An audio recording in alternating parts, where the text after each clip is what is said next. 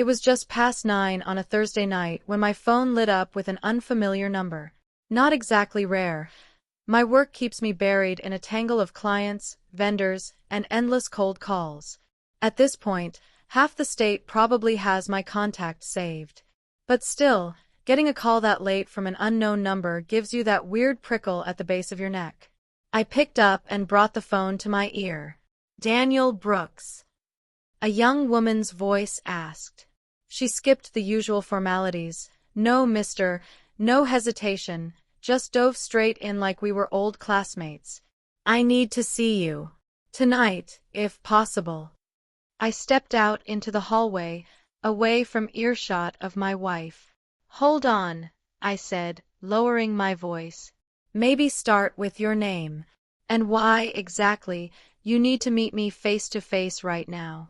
"I'm a friend of Emily's," she replied, using my wife's full name like she was trying to prove something. "And trust me, Daniel, this conversation means a lot more to you than it does to me." I was still trying to make sense of that when she rattled off a phone number. "My wife's number. I called it earlier," she added, and just then, another voice came through. A woman answered. "You recognize her voice, right?" I paused. "Just a second." Then answered, "Yeah." My stomach started to twist. "Who are you?" "You'll get it once we meet," she said, casually, like this wasn't some cryptic midnight riddle. "There's a quick mart 2 blocks from me. Bright lights. Security cameras. Public enough. Text me the cross street," I told her. "I'll be there in 10, she said, then hung up without another word. I grabbed a jacket, took the elevator down, and in the minute or so it took to reach the street, I ran through every possible theory. Maybe Emily was pulling some elaborate stunt. She was scheduled for a late shift. Her flower shop, Blossom 24, advertises around-the-clock delivery, and she'd done plenty of overnight runs before. Maybe this was some ridiculous setup. A birthday prank? An anniversary joke? My gut said otherwise. But a prank was easier to stomach than the darker alternatives circling in my mind.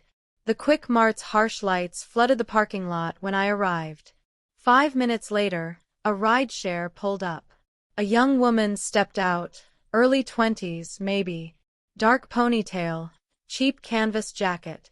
She spotted me, gave a stiff nod, and walked over to a bench near the soda machines. "Name's Rachel," she said, flipping open her wallet and showing me her ID and phone in a flash, like she was with law enforcement. "I've been living with my boyfriend, Jake, for 2 years. He works with your wife. Delivery driver. Blossom 24, right?" My chest tightened. Emily had once mentioned a guy named Jake, briefly, in passing. The shop sometimes hired college students with reliable cars to do deliveries. I nodded slowly. Rachel continued, "Our school schedules don't match up much, but Jake picked up the night shifts. It's how we cover rent on our tiny apartment. While he's out dropping flowers off at 2 a.m., I'm usually home cooking or cleaning." She hesitated, just long enough to suggest whatever came next wasn't easy. "Last week, I was cleaning the couch cushions when I found a wallet. Jake hates carrying bulky stuff, swears by his metal card clip, so I was curious. I opened it." Her eyes dropped. There was a SIM card inside. I didn't say anything, just waited. I put it into an old phone we keep around. Service kicked on immediately. The first thread I saw was, "Well, here." She handed me the phone. I scrolled through the texts. Messages from 2 weeks ago. Each one hit like a hammer. That was wild. "You might need a midnight shower. Your screams were worth the risk." All signed off with, Margot. The sender? Jake. The recipient? A contact labeled Margot. And that name, that wasn't random. Margot was Emily's stage name back in college. A name she hadn't used in years. One that wouldn't show up in any casual search. The number wasn't saved to the phone memory, only to that hidden SIM card. Easy to hide. Easy to pop out and keep tucked away. But not easy to explain. The chat thread disappeared from view. Rachel kept her eyes on mine. "I'm sorry," she said softly. "I just thought you had a right to know." I couldn't speak. My gaze locked on the glowing neon open sign across the lot. The words were there, but stuck somewhere behind clenched teeth. Eventually, I thanked her, saved her number, and told her I'd be in touch. She gave my shoulder a quick squeeze, got back into her ride, and was gone. At midnight, I lay on my back in bed, staring at the ceiling. Emily's side was cold. She was out working. Or supposedly was. I kept rewinding every strange late-night run she'd made. Every day she messaged me that she was too worn out for date night. Anger flashed up for a second, then settled into a quieter, colder instinct, the kind a detective gets when something doesn't sit right. I tried to find holes in Rachel's story, anything that didn't add up. Only one thing bugged me, how she'd found me so quickly. The next morning, pretending to work at my desk, I called her.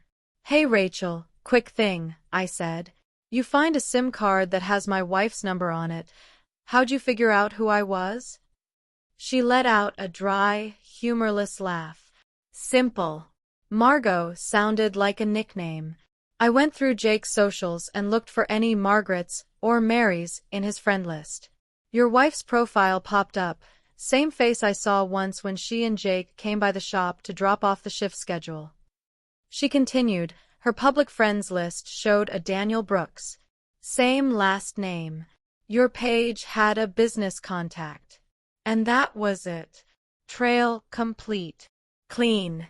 Too clean. But exactly how someone would do it in 2025. That Friday night, Emily had the evening off. Her phone was sitting on the recliner like it always did. I sent Rachel a quick text. "Bring the SIM and the spare phone. Tonight." 15 minutes later, we met by the apartment mailbox. She handed me both, card and burner, and then slipped away without a word. Inside, Emily moved from the kitchen to the living room, humming a tune like nothing was wrong. I stepped into the doorway and blocked her path, dialing her number, from Jake's hidden SIM. The burner buzzed. She turned her head sharply toward the recliner. Her caller ID lit up.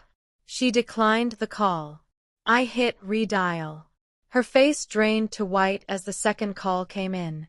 She looked like she'd seen a ghost. Her hands shook as she reached to silence it. "Fun trick," I said, holding up the burner phone and showing her the screen. She stopped moving, her breath hitching as if she'd just come up from deep underwater. Then came the stammered explanations, broken sentences, that it was never serious, just stupid flirting, just texts. It was a dumb, one-time online thing, she said. Never physical. I swear. I reminded her they worked the same night shifts, shared a van, drove quiet roads alone. She broke down. The fallout was textbook. Crying on the couch, endless explanations, promises, shifting blame, and then the negotiation phase. "I'll quit the job. I'll block him. I'll go to therapy. Please, anything." I wish I could say I stayed calm, stayed noble. But fury burned through my voice like sandpaper. 30 minutes later, I gave her 2 suitcases. "The lease is in my name. The car. You bought that before we got married. It's yours. You can crash here tonight on the couch, but I need space tomorrow." She sobbed most of the night. I didn't sleep. By dawn, she was gone. She left a note on the counter, something between a half-hearted apology and a desperate plea for time. Weeks passed in a blur of legal paperwork.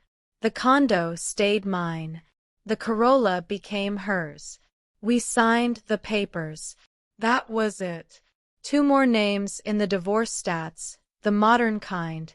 7-year mark. Digital cheating edition. Emily moved into a rented room near the bypass. She got a job as a grocery store clerk. The floral industry. A dead zone for her now. Too many couriers had already heard the story. Sometimes, on her off hours, she'd send a ping to my phone. Coffee. Talk. I kept my replies short. Polite. But short.